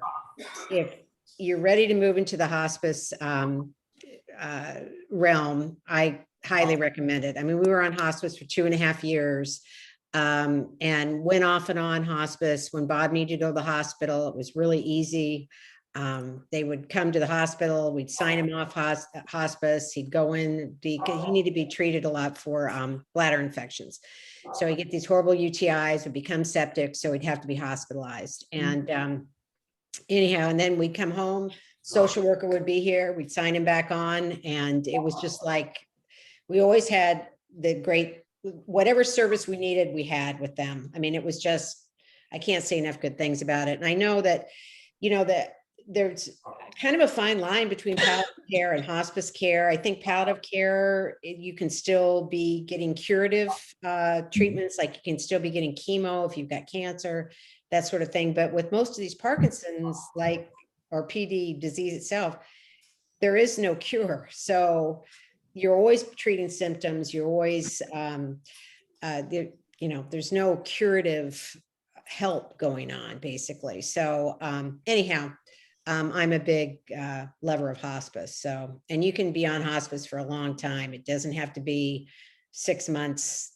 They estimate until you die. Nobody can tell you when what that time frame is either. So anyhow, that's another really good thing to look into, and people put it off for too long. They do. Yeah. So, and then moving on here to adult care programs. Denise, you've got a couple, and so does Stephen. I loved Live Oak Adult Day Program. They have 5 locations in Cupertino, San Jose, and Gilroy or Morgan Hill. I forget how far. Gilroy. They go. Yeah. They throw a party for those people every day of the week. Really do. And they did calculations based on just my mom's income. So, she was paying $60 or $80 for, about 6 hours of supervision and a snack sort of breakfast and a full lunch. In fact, my mom enjoyed it there so much after the day after her heart attack, and she's in the hospital. And she woke up in the morning and she asked if it was a senior center day. Oh, She just loved going there. They're great staff. And I chose it over Avenidas because Avenidas Rose Kleiner Center is an adult day health program. And so they have the activities, they have the meals, they have the supervision, social exchange, but they also have a PT on site, a nurse, probably OT, speech. And for a while, or at least I saw over there one time, a music therapist. So maybe that's a now and again thing, but my mom didn't need any of that. And so I thought, she's, the activities that they had at Live Oak were a little more in line with what she would be interested in, but they're both excellent programs. So is that mostly though for memory care patients? Or, yes, one of my good friends, some of you might know Faye Wiggins. She ran a young onset support group for many years, and her husband had young onset. And she asked him if he would go to the Live Oak in Cupertino because she needed a break, during the day. And when he left, he's kind of sad. And she asked him about it, and he finally got out. It's like kindergarten. So I think it does work a little bit better for people who have certain memory issues, because Lyle didn't. Right. But still, yeah. It's a great program. It's a good resource. And then Stephen, you had a couple suggestions? Yeah, so Rosner House in Menlo Park, which is wonderful. If you ever get a chance, if you're in the area and you ever get a chance to visit, it's a wonderful campus and the staff they have are just superb. And it's one of the few places I've gone, mainly memory care type patients there, but it's one of the few places I've been where everyone is smiling. I mean, literally everyone is smiling. They're all having a great time. Even the people who aren't that engaged are at least slightly engaged. So what Denise mentioned about getting a break, it's wonderful for people, particularly when they're dealing with cognitive issues or behavioral issues, although behavioral issues can sometimes be a no-go for being able to attend. It really depends. But they're really fair there about giving everyone an equal shot to enjoy themselves and figuring out what is the best. They have art programs, all kinds of great things. And then I mentioned, hadn't really shared with Denise or Robin, but in my support group, I now have 2 people who are at the Institute on Aging's program, which is reopened at the Presidio in San Francisco, and it's just a superb program. Both people were not responding. They were in rock steady boxing and kind of fading away and not really wanting to be social at all. And now they're willing to ride, have some kind of transportation program to take them. It's like, no, I'm going. And the spouses hardly ever have to go. And they start maybe at 1 day a week, and now both of them are up to 3 days a week. So it's an excellent program, really, really good program. Okay. I have and to then- say goodbye now. It's time Okay. for Hokey Pokey, and we're doing it Sundays only. So bye, y'all. All right. Great to This see you, was Diane. wonderful. Thank you. Hi, Have Diane. fun. Okay, and then moving on, we just have a couple more things here. Transportation, Stephen, you have a suggestion here. Well, I have several links those are generally arranged. Transportation agencies can be arranged through the transportation agencies like Samtrans or VTA or Muni. And then there are also for-profit or mainly nonprofit companies that also offer services. So I provided just some links that have worked out well for my family members. Generally, you have to plan a day or 2 in advance, and you have a specific time for people to come. And for the most part, I don't know now, I haven't really had a whole lot of people that have been using them because of COVID. But for the most part, they are generally pretty reliable. The other thing to think about is a lot of senior centers, I didn't mention this, but a lot of senior centers now have discount programs with Lyft or Uber to Right. provide door-to-door transportation. So, But they would do some of these other things you've mentioned here that we put up. Do they help? I mean, like, it's like getting from the house to the car sometimes. yeah, that's a big issue. And so Yeah. that's why sometimes you have to arrange in advance. So you always have to arrange in advance, but particularly. Right. But do they offer that kind of, I mean, like a little assistance to get to the car, I guess, because I know Lyft and Uber would not do that. Yeah, no, it's like Yeah. you have to get them there. Yeah, okay. All right, and then home elevators, if anybody's interested in that, we have a resource, Pacific Access Elevators. They're out of Redwood City. We'll put that up there on the notes. And then mindfulness, MBSR, mindfulness-based stress reduction programs. Robin, you've got a couple resources here. Yeah, so PAMF again and Palo Alto and Mountain View both offer mindfulness-based stress reduction program. Stanford does. Stephen notes that at San Francisco, the Zen Center in San Francisco. Yeah, they have both free programs and paid programs. So they excellent. have kind of drop-in programs as well as long-term. You can sign up and really go deep into it. I have several caregivers in my Daily City group who are actually, I have a Zen Buddhist and a couple of other Zen masters who have kind of dragged the whole group. Well, I wouldn't say drag, encouraged the whole group to join. And they have some really excellent public programs as well. Really interesting things. Yeah. That's awesome. Okay. And then last but not least, this is actually a very practical thing. A handyman for safety bars, et cetera, somebody that will install that sort of equipment.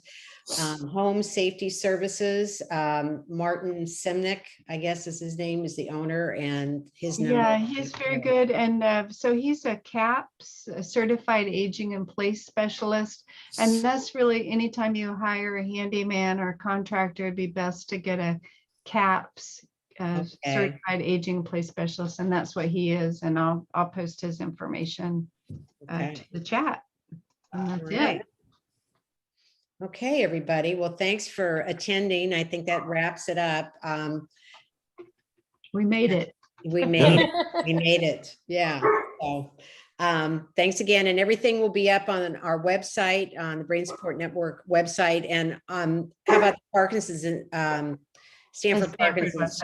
Yeah. So it'll be up on that as well. And so thanks everybody again, and we'll see y'all soon. Bye. Bye. Bye. Bye. Thanks, Candy. Bye. Yeah, thank you, Candy. Oh, yeah. You did great. Mhm. No.